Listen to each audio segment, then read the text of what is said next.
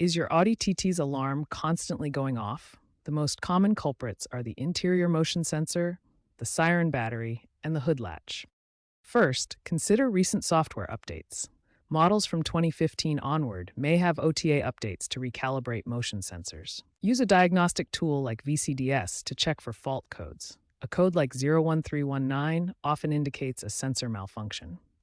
To identify the trigger, start by observing when the alarm goes off. Does it happen after washing the car, hood latch, during hot weather, interior sensor, or randomly, siren battery? Narrowing down the circumstances will guide your troubleshooting. For the interior motion sensor, adjust sensitivity settings via the infotainment system or My Audi app. Remove any hanging objects that might cause false triggers. For the hood latch, inspect for misalignment or corrosion.